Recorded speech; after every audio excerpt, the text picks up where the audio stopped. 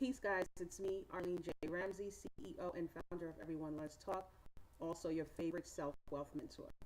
This segment, we're discussing Marc Lamont Hill and why he got fired from CNN. He made some comments, of course, regarding what's going on between Israel and the Palestinians. Okay, in part of his commentary, he used the quote, "Free Palestine from the river to the sea." Okay, now this quote has been known to be used by the Hamas and other anti-Israel terror groups. So what they chose to do is said that his quote was anti-Semitic. For those that don't know, that means hostile and prejudiced towards Jews. What I don't like that they did was that they chose to align him with the those anti-Jew groups, those terror groups. They chose to align him with those groups, and they also chose to align his thought process with their thought process, without even asking him his angle on where he came from. And I found that to be very detrimental to his position and detrimental to the world, okay? Because that right there is actually charging someone with a crime that they haven't done, okay?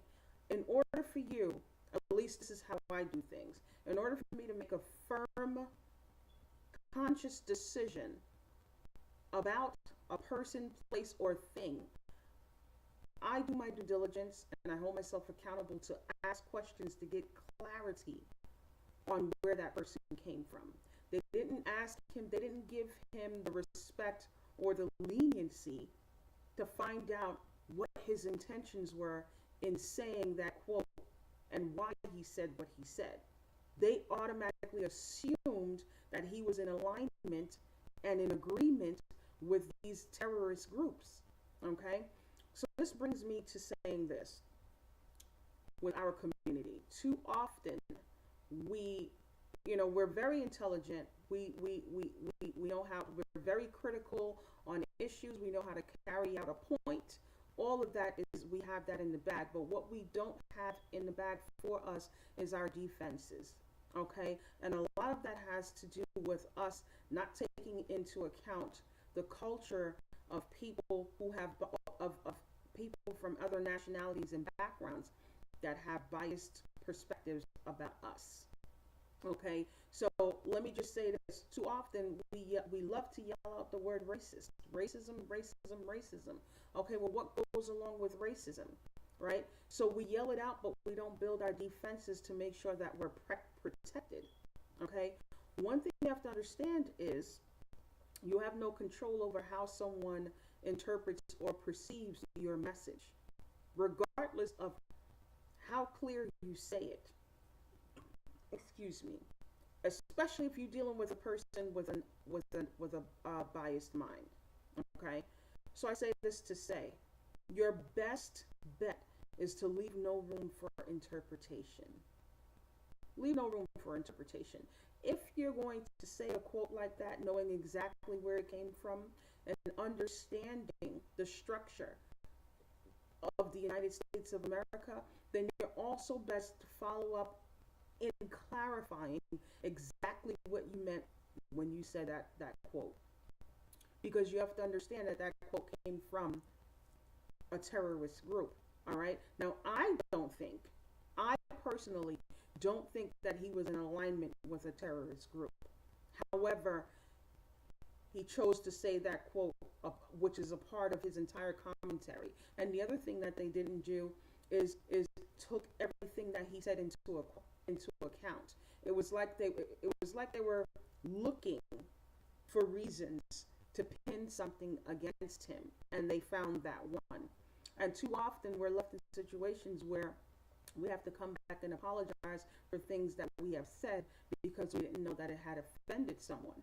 So I also have a problem with, and I say this again, all of this is a part of the post-traumatic slave syndrome, okay? We all understand that the Black community, the African American community, melanated community, whatever word you choose to use or description you choose to use, we all know that we, in some way, shape, or form, are suffering from the post-traumatic slave syndrome. Our Caucasian brothers and sisters are not suffering from the post-traumatic slave syndrome. However, they're affected by it, and they also profit by it. Okay, so I call them delusional. However, they profit by it because they get to keep their jobs. They get to make better money. They get to pick and choose certain things and not be held accountable, or even I don't want to say criticized, but let me just say probe.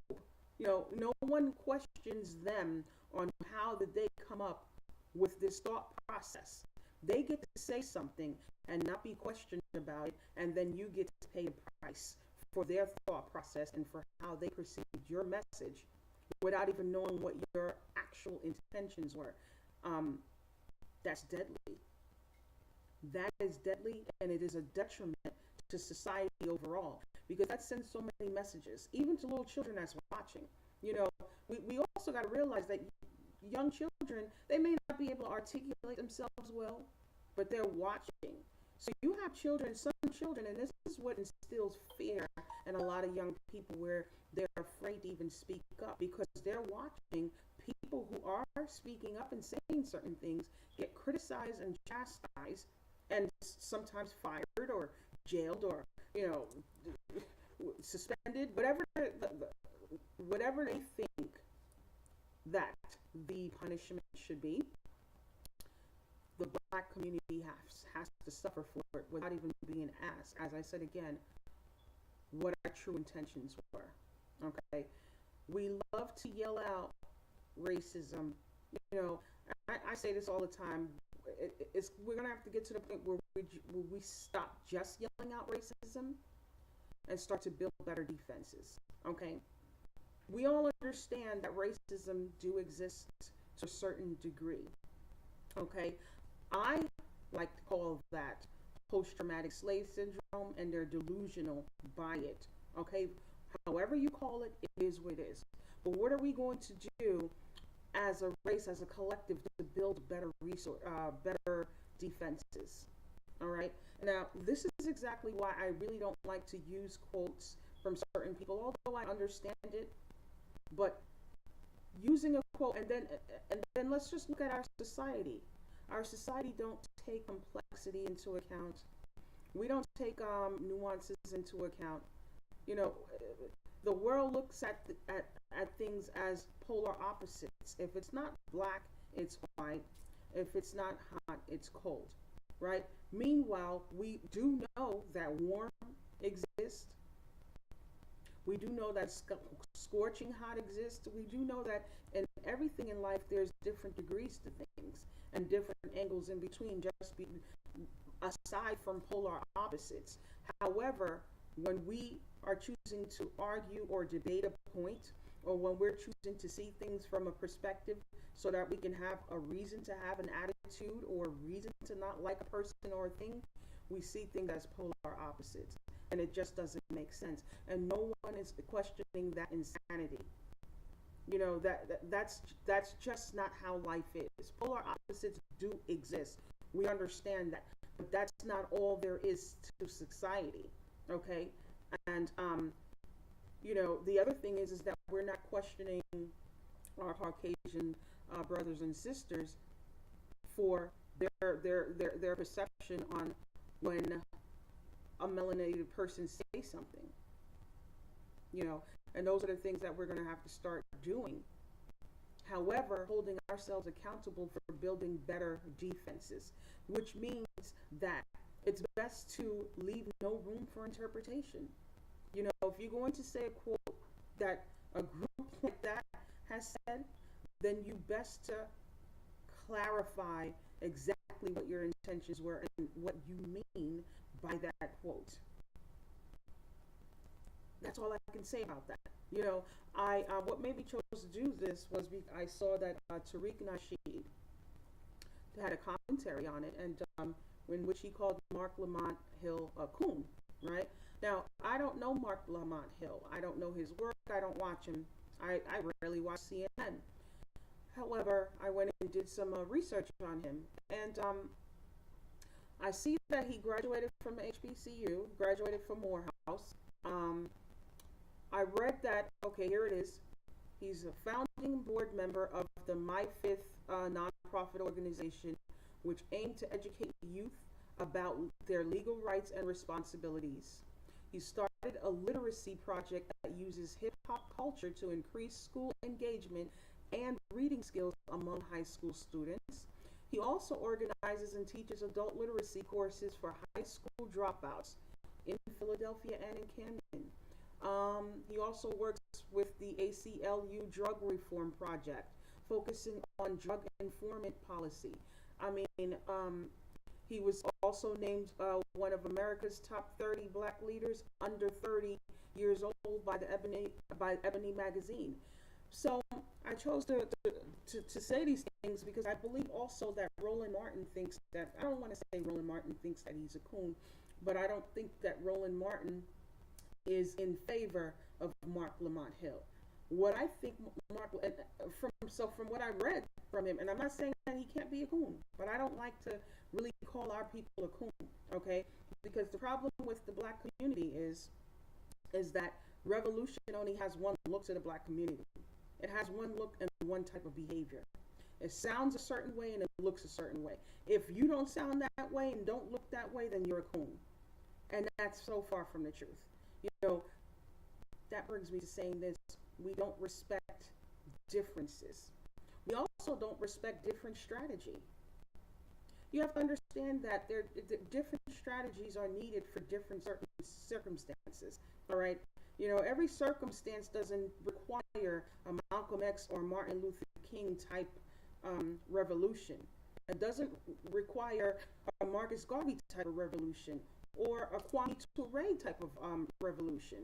You know, each problem requires a different strategy into solving it. But it doesn't mean that you're a coon just if you're doing things in a different way and a different strategy. Also, with the black community, too often we're quick to harp on things and we're quick to go to war and battle. Like, we're great at debating points. We're great at driving out factors and driving out points and listing chain of events. We're great at all of that. But however, we're not great at building our own defenses. And that is becoming more and more of a problem. And then we're now having to come back and apologize. Like, I don't think that there's anything that he should have to apologize for. You know, however, they've already accused him of having a certain thought process. So now to combat that, he has to come out. He tells himself or thinks that he has to come out with an apology, right? The other thing you have to understand is that once a narrative is out there, people are easily influenced. So once a narrative goes out there, there's going to be some people who gravitate to that, and now that's how they think about you. So now we're in positions where we're always reacting. We're always reacting to something that somebody has already done. All right? Out of everything that he said, and out of the years of work that he has done, they chose to fire him for one quote. That means that they narrowed his entire existence with them down to that one quote. That doesn't make sense. That is completely irrational. And that's the thing with our Caucasian brothers and sisters. You know, they're not being called out on their irrational thought process and their irrational behavior. Like, they make drastic decisions and changes for things that they haven't, again, even asked questions to get clarity prior to even making their decision. How do they even know that they're making the right decision?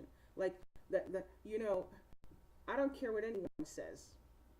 If you make a decision without getting clarity prior to making that decision, chances are the decision you made is not the best decision for that circumstance.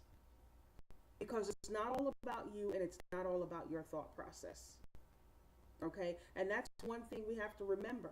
I don't know if I said this earlier, right? Leave no room for interpretation and you have no control over how someone is going to interpret what you say. None whatsoever. Like, I have no control over how someone interprets what I say from even this recording. However, it's not a racist recording, and it's not a biased recording. It's a balanced recording, and it's just from a perspective of observing the things that has gone on. And the fact that he was fired for that quote, in my opinion, I don't think that was the right thing to do. I thought it was drastic. And clearly, as I said again, clearly, they didn't sit down and have a talk with him about an open-minded conversation with him about that quote. He was accused of aligning himself with a anti-Jew group and terrorists. And with terrorists, and he was fired based off of that. The other point that I wanted to talk about is culture. All right. In order for us to build better defenses, we have to learn about the culture of our Caucasian brothers and sisters, and our Caucasian brothers and sisters needs to learn our culture as well. You know, part of our culture is that we love the emotional reaction to things. We love that stuff.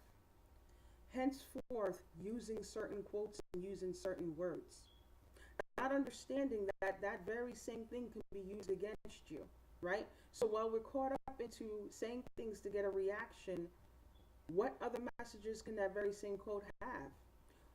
Who said it? You understand what I'm saying?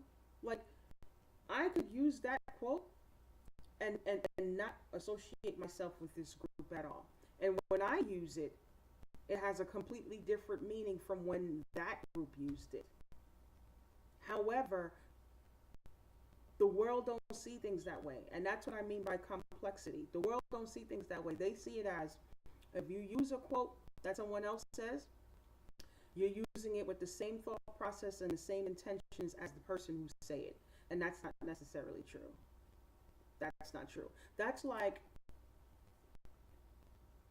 a lot of things that, what's his name? Hitler says. You know, I'm not going to say a quote or a thing in particular. But when you look at Hitler, some of the things that Hitler say, a lot of it makes sense. Separate from his actions. If he was to just say it, it makes sense. But then when you look at what Hitler has done, and you put a lot of his quotes, marry it with his actions, no, it shows that this was someone that was psychotic or narcissist and used his own ideology and his own philosophy to kill a whole group of people. But if I was to use something that he said, it wouldn't be for having the same thought process or mindset that he's using it for, or not even for the same intentions, or not even to have the same action. It would have a completely different meaning, a completely different intention behind it. You see what I'm saying? So I say this to say, the world is not developed yet where we have enough people that says, no, wait a minute. We don't have enough rational, balanced thinking people to say, wait a minute. Let's think about complexity. What did he really mean by that? There's not enough people who does that. We're not evolved to that level yet. We're very intelligent. You know, we're making comments and we have an opinion about what's going on in other countries that we don't even live in. Some of us haven't even visited. Yet in all, we haven't adopted the humility to be aware of culture, and not just aware of it, really adopt it and take it in on how to deal with people from different cultural backgrounds, how they understand things, how they perceive things, and how I perceive them, and all of that great stuff. We haven't taken that. We're not humble to that, and we're not humble to complex thought. And that's the problem. That's part of the problem right here in this country, in the United States of America. I can't speak for any other country because I don't live there and I wasn't born there. But for what I see in our country here, that is a problem. And that's what oh yeah, the other thing I wanted to say is this, Tarika, she brought up the whole shucking and jiving thing. Oh, the time for shucking and jiving is over. Listen, to me, it was been over, right? But that too often is what we do in the black community as well. But that is part of the post-traumatic slave syndrome behavior. Because back in the day, the slave had to shuck and jive and smile and laugh and make master happy, because once master is happy and smiling, master is not going to whip me. He's going to cut me a little bit of mercy. Okay? When are we going to be done with that? You know how much energy it takes to come in and shuck and jive? I don't have energy to do that. Not if I'm on a job or if I'm on a project, it's because I'm here to solve a problem, make things better. Shucking and jiving is not a part of my strategy on how to solve a problem that exists in the world. My strategy is not to shuck and jive and make other people laugh and happy. I don't have that kind of energy to do that, because no one is laughing and making me happy, and shucking and jiving and making me happy. And I don't expect anyone to do that. I don't have that kind of energy to put towards that. I think too often in this world, people are not responsible for making themselves happy. If you're feeling a little down, there's comedy. Go watch a comedian. You don't need me, who is your worker, or your partner, or whatever it is that we do. We work together on projects. You don't need me to shuck and jive to make you happy so that you can leave me alone. Like, if I don't come in acting like a jive turkey, if that means that me not acting like a jive turkey means that I should take your antagonism and your abuse, then you need to look in the mirror about you. You need to see what's really bothering you. You don't pay me extra money to come in and shuck and jive so that you can be happy. And that's the mindset that we have to get off of this nonsense, And too often we keep pointing the fingers at everyone else, but when are we going to start looking at ourselves? Build better defenses.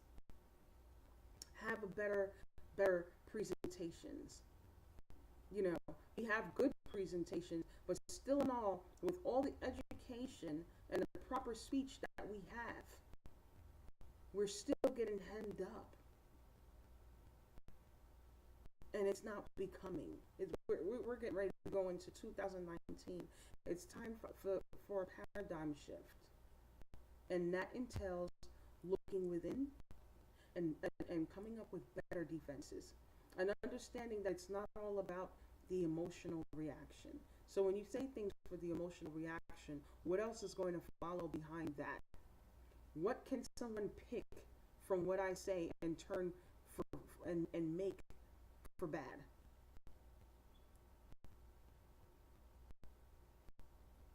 And I'm going to leave you guys with that. Enjoy the rest of your Saturday evening. Peace.